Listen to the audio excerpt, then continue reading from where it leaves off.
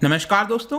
कल से लगातार एक न्यूज आ रही थी कि मिनिस्ट्री ऑफ होम अफेयर्स के द्वारा एक नोटिफिकेशन जारी किया गया है और इस नोटिफिकेशन में बोला गया है कि जो हमारे 3 पड़ोसी देश हैं, अफगानिस्तान, पाकिस्तान, बांग्लादेश, वहां से नॉन मुस्लिम को इनवाइट किया गया है for the citizenship of India. लेकिन मैं आपको बता दूं कि ये जो नॉन मुस्लिम हैं वो ऑलरेडी जो भारत के अंदर रह रहे हैं पहले से, उनको यहां पर इनविटेशन भेजा गया है कि वो भारत के सिटीजनशिप ले सकते हैं। क्योंकि आपको याद होगा कि बहुत सारे जो रेफ्यूजीज ऑलरेडी भारत में आए हैं, अब उन रेफ्यूजीज का कई कारण हो सकता है कि पाकिस्तान के अंदर, अफगानिस्तान के अंदर या फिर बांग्लादेश के अंदर ये जो माइनॉरिटीज हैं, हो सकता है कि उनके साथ प्रताड़ना की गई होगी, कुछ प्रॉब्लम हुआ होगा, इसकी वजह से वो भारत आए हैं और इनकी डिमांड थी काफी लंबे समय से कि उनको यहां पर भारत की सिटीजनशिप दिया जाए। और ये आप न्यूज भी देख सकते हो, government invite citizenship application from non Muslim refugees from Afghanistan, Pakistan, Bangladesh. तो एग्जैक्टली ये है क्या ये सीएए से रिलेटेड है, सिटीजनशिप अमेंडमेंट एक्ट 2019, जिसको लेकर बहुत विवाद हुआ था देश के अंदर, क्या ये उससे रिलेटेड है? तो मैं आपको बहुत कुछ बताने वाला हूं इस वीडियो के अंदर। चलिए आगे बढ़ते हैं। अगर आप यूपीएससी की तैयारी कर रहे हैं तो इसके बारे में सभी जानकारी आपको मिल जाएगी हमारे डिस्क्रिप्शन में, वहां से आप हमारे ऐप को भी डाउनलोड कर सकते हैं।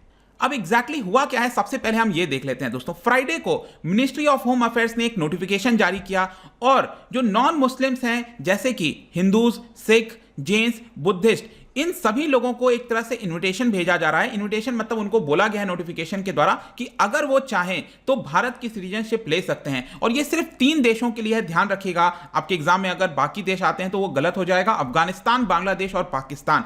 और यहां पर 13 डिस्ट्रिक्ट, वैसे तो मैं आपको बताऊं तो 29 डिस्ट्रिक्ट है, मैं अभी आपको आगे वीडियो में बताऊंगा, लेकिन 13 डिस्ट्रिक्ट को और ऐड किया गया है इसके अंदर। वहां पर जो रेफ्यूजीज रह रहे हैं वो इसके लिए अप्लाई कर सकते हैं। तो यहां पर क्वेश्चन सबसे पहला यह आता है कि क्या ये किसी प्रकार से सिटीजनशिप अमेंडमेंट एक्ट 2019 में जो पास हुआ था, क्या ये उससे रिलेटेड है? तो मैं बता दूं कि ये उससे रिलेटेड नहीं है, क्योंकि अभी तक अगर आप देखोगे जो रूल्स बनाने चाहिए थे सिटीजनशिप अमेंडमेंट एक्ट के अंदर, 2019 का जो एक्ट था, उसमें अभी तक सरकार ने कोई भी रूल नहीं बनाया है। ये आप देख सकते हो, सिटीजनशिप अमेंडमेंट एक्ट आपका 10 जनवरी 2020 से ही लागू हो गया था। I think if I am not wrong 11 of December को ये राज्यसभा से पास हुआ था 2019 में, और फाइनली ये आपका फोर्स में आ गया था 10 जनवरी 2020 में। लेकिन प्रॉब्लम यह है कि जब तक सरकार इसके अंदर रूल नहीं बनाएगी तब तक इसका कोई महत्व नहीं है। तो सरकार ने इसमें अभी तक कोई भी रूल नहीं बनाया। तो सरकार ने अब क्या किया है कि जो 1955 वाला सिटीजनशिप अमेंडमेंट है उसके अंदर जो पावर्स दी गई हैं उसका इस्तेमाल करते हुए, और साथ ही साथ सरकार ने 2009 में भी कुछ रूल्स बनाए थे, इन सभी का इस्तेमाल करते हुए सरकार ये कह रही है कि हम आपको सिटीजनशिप देंगे। और इसकी जो एग्जैक्ट नोटिफिकेशन है, आप चाहो तो पूरा यहां पर पढ़ सकते हो। जो भी मैंने आपको बताया, ये एग्जैक्ट जो वर्ड जो आपका एमएचए ने भेजा है, नोटिफिकेशन दिया है, वो यहां पर लिखा हुआ है। जहां तक सीएए की बात है, आपको याद होगा जैसे ही इसको लेकर चर्चा हो रही थी, पास हो रहा था पार्लियामेंट में, वाइड प्रोटेस्ट आपको देखने को मिलेगा। इनफैक्ट 2020 के फरवरी के महीने में, शायद 20 फरवरी के बाद दिल्ली के अंदर तो काफी बड़ा 2 दिन तक राइट भी चला था, जिसको लेकर विवाद हो गया था, क्योंकि डोनाल्ड ट्रंप भारत के अंदर आए हुए थे। और ये जो 2019 वाला सिटीजनशिप अमेंडमेंट एक्ट है, उसके अंदर क्या था, बेसिकली अगेन सेम वही चीज जो सरकार इस समय कर रही है, वो ये था कि जो माइनॉरिटीज हैं इन 3 देशों से, बांग्लादेश, पाकिस्तान और अफगानिस्तान से, जैसे क्रिश्चियन, पारसी, बुद्धिस्ट, जैन, सिख और हिंदू, इन सभी को जो 2014 तक भारत में आ चुके हैं। आप देखना, इसको लेकर भी काफी कंफ्यूजन हो गया था। कई लोग सोच रहे थे कि कोई भी बाहर से अब आ सकता है और उसको सिटीजनशिप दिया जाएगा, लेकिन नहीं, 2014 तक जो ऑलरेडी भारत में आ चुके थे उनका सिटीजनशिप फास्ट ट्रैक करने के लिए ये वाला कानून सरकार लेकर आ रही थी, सीएए 2019। लेकिन बहुत जो एक्सपर्ट्स हैं, कई सारे जो लोग हैं, उनका यह मुद्दा था कि चलो सरकार ये ला तो रही है, इसमें कोई प्रॉब्लम नहीं है, लेकिन इसके साथ साथ जो एनआरसी सरकार लेकर आने वाली थी, ऑल्दो अभी वो ठंडे बस्ते में चला गया है, इंप्लीमेंटेशन होगा नहीं होगा वो तो आगे समय बताएगा, लेकिन जो एनआरसी था उसको लेकर ज्यादा चिंता थी। क्योंकि सीए को अगर एनआरसी से जोड़ा जाएगा तो कई सारे जो एक्सपर्ट्स थे ये कह रहे थे कि जो मुस्लिम्स हैं उनको यहां पर डर लग रहा था, तो वो एक पूरा अलग मुद्दा है।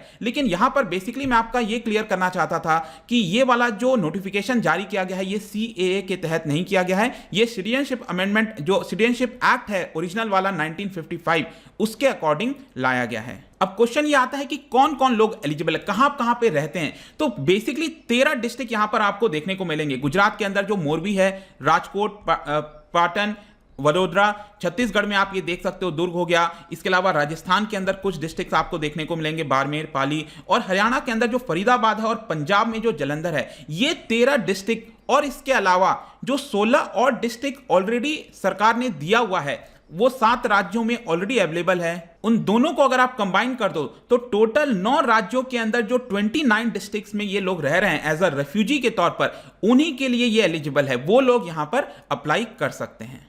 लेकिन एक इंटरेस्टिंग चीज मैं आपको यहां पर बताता हूं, ये जो पूरा सीए का मुद्दा था, इसका जो विवाद है आप देखोगे तो वेस्ट बंगाल और आपको असम के चुनाव में भी देखने को मिलेगा, काफी ज्यादा विवाद हुआ था। रिसेंटली भी जो इलेक्शंस वगैरह हुए थे, यहां पर लीडर्स के द्वारा बोला गया था कि जो सीए है उसका जो रूल्स वगैरह है वो जल्दी नोटिफाई वगैरह किया जाएगा, तो वो अभी तक किया नहीं गया है। और ये वाला जो नोटिफिकेशन जारी किया गया है उसमें बंगाल और असम का कहीं पर भी मेंशन नहीं किया गया है सरकार के द्वारा। तो ये एक थोड़ी सी ध्यान देने वाली चीज है कि जो जिसको लेकर बहुत बड़ा मुद्दा था कि जो बांग्लादेश से लोग आए हैं उसके बारे में इस नोटिफिकेशन में सरकार ने कोई भी जिक्र नहीं किया है। और एक और सवाल एक खड़ा होता है कि सरकार अगर 1955 के एक्ट के अकॉर्डिंगली सिटीजनशिप दे सकती थी, फिर यहां पर सीए लाने की क्या आवश्यकता थी? तो इसको लेकर भी कुछ लोग जो है यहां पर सवाल खड़ा कर रहे थे। लेकिन क्वेश्चन आपके मन में एक और आना चाहिए कि ये जो रेफ्यूजीज हैं जो भारत में रह रहे हैं, जब उनके पास सिटीजनशिप ही नहीं था तो वो किस तरह से भारत में रह रहे थे? तो देखिए, इसके लिए सरकार ने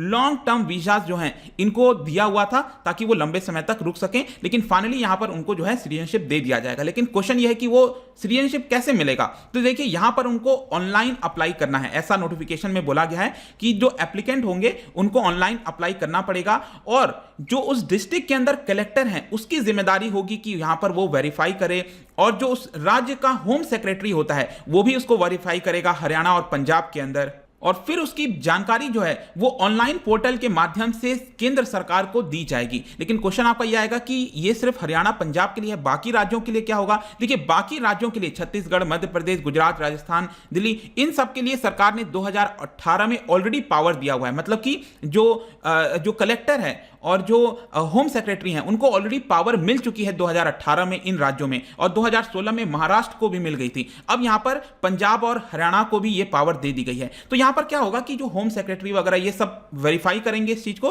फिर केंद्र सरकार उसको देखकर यहां पर अपनी सहमति जताएगी, और फाइनली जाकर जो कलेक्टर होगा वो यहां पर एक सर्टिफिकेट डाउनलोड करेगा ऑनलाइन माध्यम से, और वो सर्टिफिकेट पर अपने सिग्नेचर करके यहां पर सिटीजनशिप ग्रांट कर देगा। और इसी के साथ यहां पर सरकार ने यह भी बोला है कि कलेक्टर या फिर सेक्रेटरी को, जो होम सेक्रेटरी है राज्य का, उसको यहां पर ऑनलाइन रिकॉर्ड मेंटेन करना है। इसके साथ साथ जो फिजिकल रजिस्टर होता है उसको भी मेंटेन करना होगा। तो ये कुछ गाइडलाइंस है दोस्तों, जिसके तहत यहां पर फाइनली जो रेफ्यूजीज आ रखे थे भारत के अंदर, काफी लंबे समय से इनकी मांग चल रही थी कि हमें सिटीजनशिप दिया जाए, ये अब यहां पर पूरा होते हुए देखने को मिल रहा है। तो आई होप कि इस वीडियो के माध्यम से इसके बारे में आपको सब कुछ जानने को मिल गया होगा। जाने से पहले मैं आपके लिए क्वेश्चन लेकर आया हूं रिगार्डिंग सिटीजनशिप। यहां पर 2 स्टेटमेंट है उससे रिलेटेड, क्या आप मुझे बता सकते हो? इसका जो राइट आंसर है दोस्तों आपको पता ही है, मेरे इंस्टाग्राम पर तो मिलेगा ही, अगर आप वहां पर नहीं हो कोई बात नहीं, टेलीग्राम से भी आप इसका राइट आंसर ले सकते हैं। मैं कई सारे एमसीक्यूज यहां पर डालता रहता हूं स्टोरीज के फॉर्म में, आप जाकर प्ले कर सकते हो। बाकी अगर आपको पीडीएफ चाहिए, सोशल मीडिया पर जुड़ना चाहते हैं तो यहां पर आ सकते हैं। अगर आप मुझसे इकोनॉमी पढ़ना चाहते हैं, यूपीएससी की या फिर किसी भी एग्जाम की तैयारी कर रहे हैं, तो इसके बारे में आप ऐप डाउनलोड करिए, सब कुछ वहां से आपको उपलब्ध करा दिया जाएगा। आई होप कि ये वीडियो आपको पसंद आया होगा। मिलता हूं आपसे next time. Till then, thank you very much, see you soon.